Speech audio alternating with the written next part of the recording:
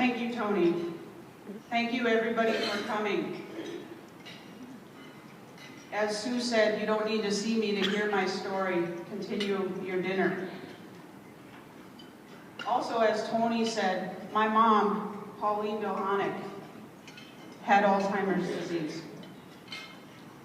So today, I don't want to just share my story, I want to share her story.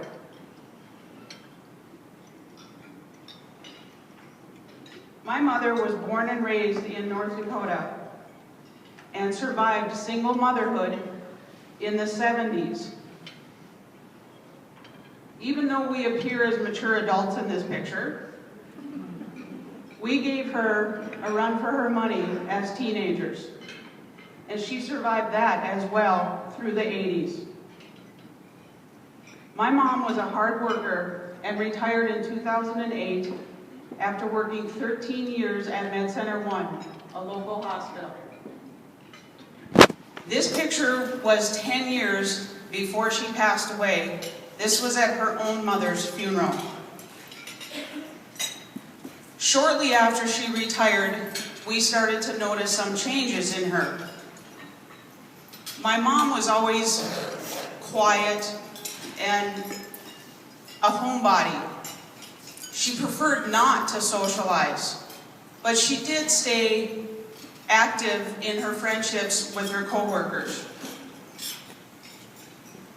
When we started seeing some changes in Mom, and I guess I shouldn't speak for my entire family, but I was ignorant to the fact that these changes were warning signs of Alzheimer's disease. Some of those changes included, as I mentioned, Mom was not a social person. She was very quiet. She often referred to herself as a wallflower. But all of a sudden, in the 2 years from her retirement to her diagnosis, she never stopped talking. I took a trip with her one time to Minneapolis to see my brother, and I believe she talked the entire 7 hours. That was very out of character for my mother. She also, in this 2-year time frame, lost a significant amount of weight. This picture here, 10 years before her death, she's not heavy by any means, but this was just 2 years later. She had lost 30 to 35 pounds in just 2 years, and she claims she didn't try. I wish I could have gotten her secret for that. This is at one of her brother's funerals, and I would say in this picture, my mother is skinny. And as I said, all my life, she had always carried some extra pounds. So when I was putting together these pictures to use today, I was actually even surprised to look at how skinny my mother is in this picture. Another very significant thing that happened before her diagnosis was she had 4 motor vehicle accidents in a 16-month period. No, that is not normal, even if you're a very bad driver. 4 in 16 months. She told me about 3 of them. The 4th accident, I found out from an emergency phone call from her doctor. What had happened after her 4th accident, apparently the police officer had written something in his report about her state of confusion. The DOT then pursued revoking her driving privileges. And she got a letter in the mail from the DOT that basically said, your driving privileges are suspended from this day forward until you receive medical clearance to drive again. So here's what Mom did. She took that letter that said her driving privileges were suspended, keep in mind, hopped in her car, drove from Bismarck to Mandan to see her doctor, laid that letter on his desk and demanded that he sign it. So think of the many decisions and judgment calls in her mind to do that and how wrong it is. Prior to this, my mom would have never even dreamed of breaking the law. With my sister's help and my niece's help, we got kind of creative on how to get her home that day from the doctor's office, along with her car, that she insisted she could still drive. The DOT doesn't know everything. 1 week later, we were in the office of a neurologist. He only spent 20 minutes with her and basically gave us her death sentence. I'm going to repeat that. It was her death sentence. There are no survivors of Alzheimer's disease. The doctor gave us her death sentence, and that was it. No additional information on where to turn for help or even what to do next. There was so much to learn. I started reading and researching and scanning the internet for whatever information I could find. My life started revolving around managing Mom's life and her finances, taking her to doctor's appointments, and helping her adjust to life in a memory care facility. Now, moving is a tough adjustment for all of us. But again, her moves from her apartment to memory care and then on into a nursing home were involuntary. So think of how much tougher it would be to adjust if you were forced to move. And as I struggled with adjusting to the fact that my mother now lived in a nursing home, I couldn't help but think how much more difficult it was for her. Now, if any of you have ever visited nursing homes, especially if your loved one is residing there, you've probably heard many stories about stealing among the residents. This is especially true in a memory care facility. I think I heard it way more there than I did in a skilled nursing facility. Some of it is flat out paranoia. Some of it is truth. But for my mom, where I knew it was beyond her conscious beliefs when she was accusing people of stealing, was when her accusations turned to her family. This is her youngest grandson with her in this picture. He wasn't even 2 at the time. And he's a kid. He's drawn to stuffed animals. He wanted to play with them. She had cats all her life.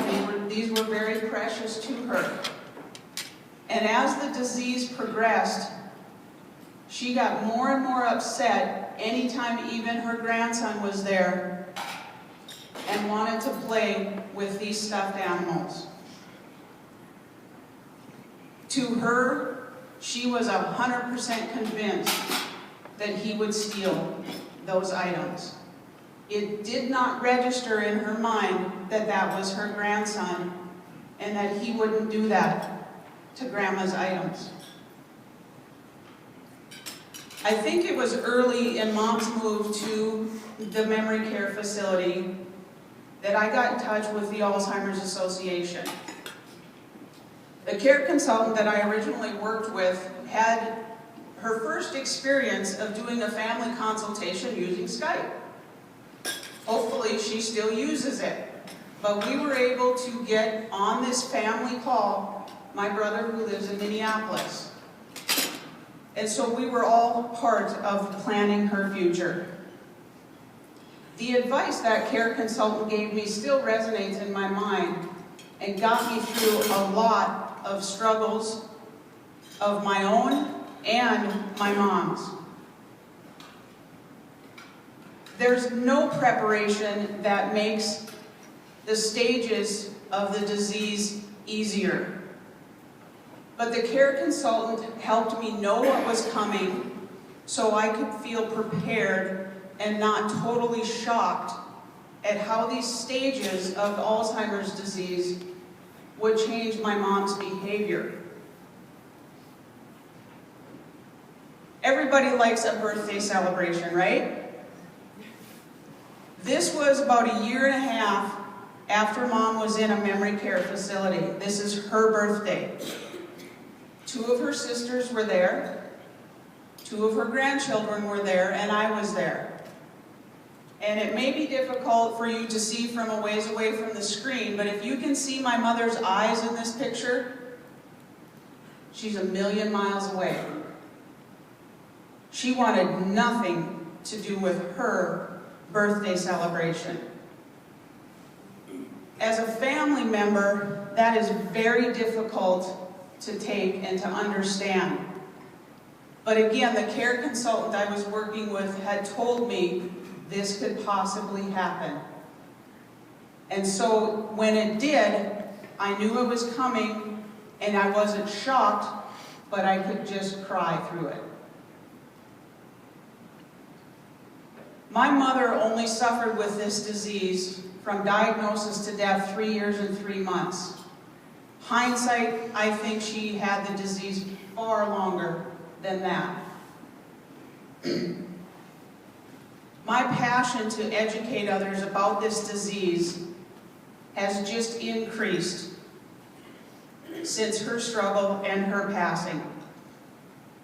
If I wouldn't have been ignorant to the warning signs, maybe she could have been diagnosed earlier, and then maybe she could have had more effective treatment.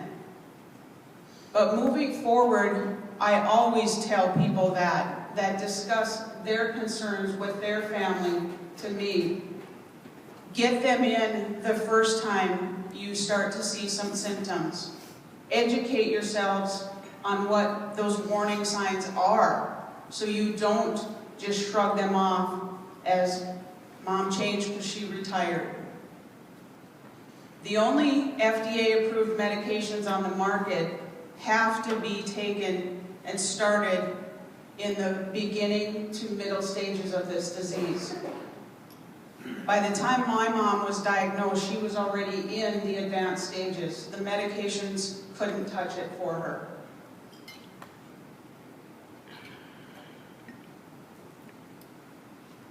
In a way, that was a blessing that we only had to deal with this for a short period of time. To this day, I'm very thankful for what the Alzheimer's Association did to support me and my mom through those 3 years and 3 months. Let them help you. Let their services help you and your family through your own struggles. I have several people over the years of volunteering ask me too, what does Alzheimer's disease look like? And yes, there is a video on alz.org that is a computer-generated model of what is supposedly happening in the brain. But to me, this is what Alzheimer's disease looks like. This picture was taken just a few months before Mom passed away. She is 70 years old in this picture. After only 3 years and 3 months of struggling with the disease, it aged her probably 30 years. As I said, please reach out and use the services of the Alzheimer's Association so they can help you get through your journey and your struggles with this disease one day at a time. Thank you.